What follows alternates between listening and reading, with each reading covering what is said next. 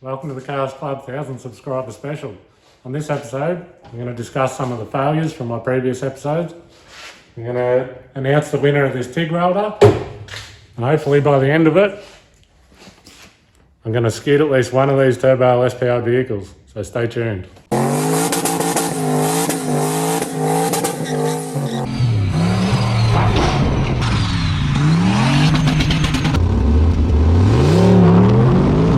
So last episode, after destroying a set of standard control arms, my gearbox, my tail shaft and a whole lot of other stuff, I went back to Heathcote with my newly constructed set of arms, and as you can see, that bend's not supposed to be there. It didn't go very well. So that was a complete failure, and by going off my 60-foot times, when I only got 2 runs in, this was on par with my personal best 60-foot time, which is only 1:71, I think. So in actual fact, I made them weaker than what the standard ones were. So that was a fail and a learning curve, but you always learn the most when you fail. So what I've since learnt is that when you're trying to take off, obviously it's trying to spin the tyres. If it can't spin the tyres, it's trying to spin the diff. So what's happened is these points here are trying to move together. The angle that I've created there with the spring pushing down on top of it was just enough to fold those two in half, and that's what's happened. The tail shaft was the only thing stopping it from spinning around in the car pretty much. So unfortunately it's destroyed that, and that's off to get rebuilt again. So back to the drawing board. I've had a few people reach out to me with some help for design for how they've done it. Chromoly, different arms with different body mounts and all sorts of things. So I'm really grateful for everyone that's offered help there. I'm going to go down one of those courses. It seems to take a little bit longer getting things laser cut and all that sort of stuff at the moment. So there's a bit of a time delay there. But what I have got in the meantime, got some standard arms. Found some nice rusty old 3mm plate. I see a lot of people, you can buy already plated ones. There's a couple of different companies that do it. They plate in this section here and that helps them stop spreading, and that can make it a bit stronger. I've recently seen some photos of a few of these that were actually folded, that were braced, folded a bit behind there. So this episode, I might quickly have a crack at trying to brace these up. I might put an bit extra brace in them what they usually do, and just see if I can get the thing together. I'm getting sick of throwing money at this thing. It's costing a whole lot of money for not a lot of driving, but that's the way it's going, so that's what we're going to do. So stay tuned.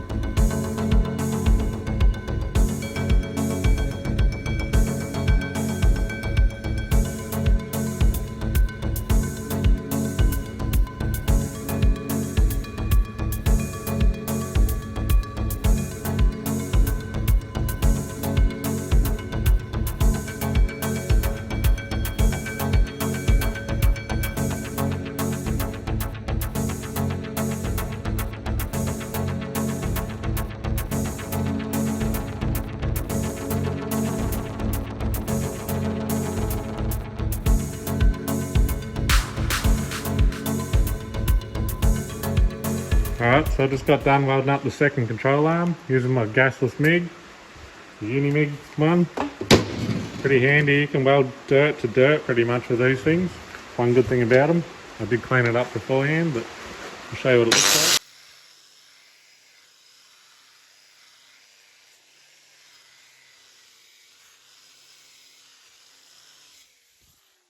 like.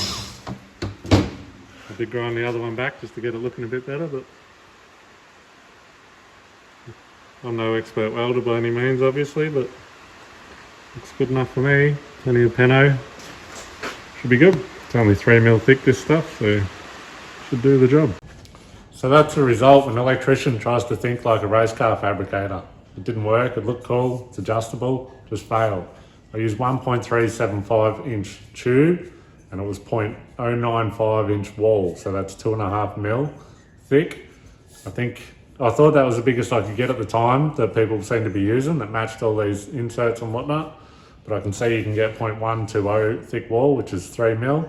and that would have been a bit stronger. But as some people have pointed out, thanks Michael Ryder, it's just a bit more to do with the design. So anyway, back to the drawing board. So now, this is what happens when an electrician thinks like a boiler maker.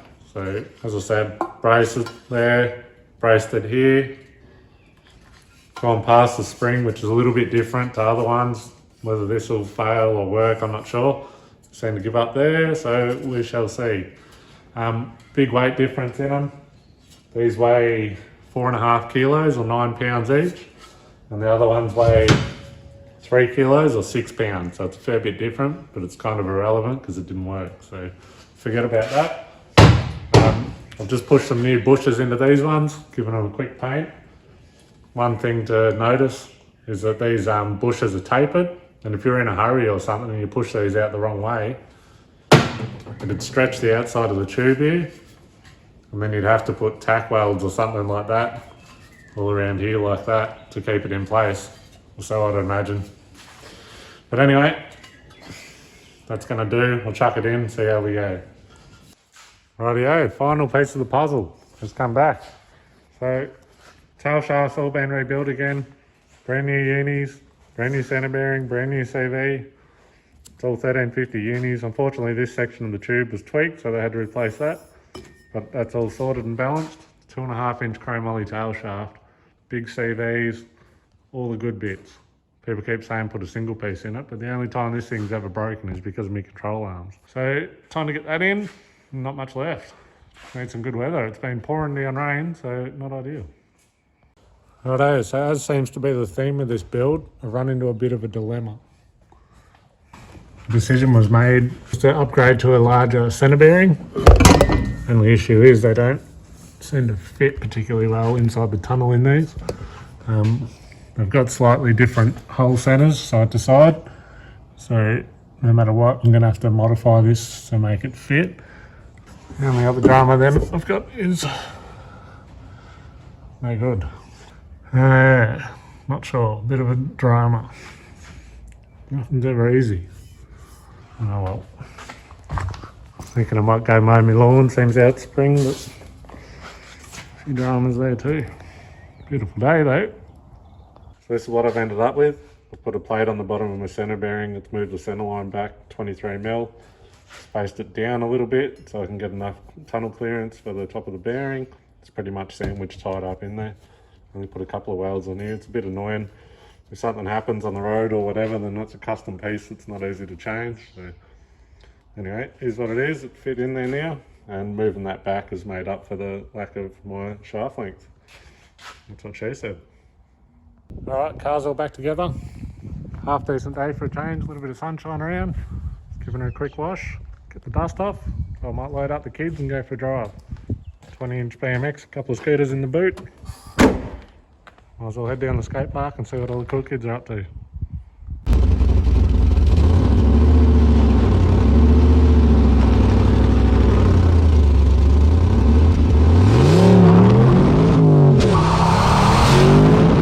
Can I make one of them a bacon and egg McMuffin meal with a coffee? We get 2 Oreo McFlurries, please. Unfortunately, we can only do M&M McFlurries at the moment.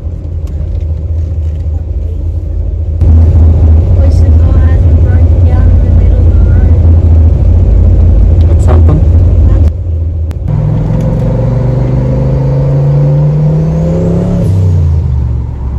It does go loud, I'll never.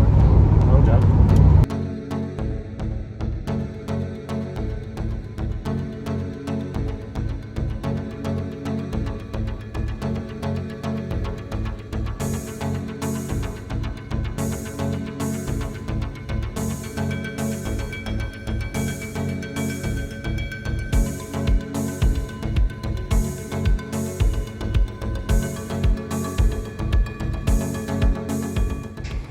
Alright, we got her all back together, so I thought we might go for a cruise before I break something else. We're just down at Inverloch by the beach. Got the family, thought it'd be a good time to do this welder giveaway. The kids are going to pull a name out of here, everyone's in there, and we'll see who's got it. Ready up? You pull just one out and give it to Harvey. Harvey? Cade Jarvis. Cade Jarvis. There we go. Congratulations, you got yourself a welder. So I'll send that out as soon as we can. Righto, about time to do a skid. If you've ever wondered if 4-day-old 30mm thick concrete can hold up to a skid, we're about to find out. Make sure you like and subscribe. See you on the next one.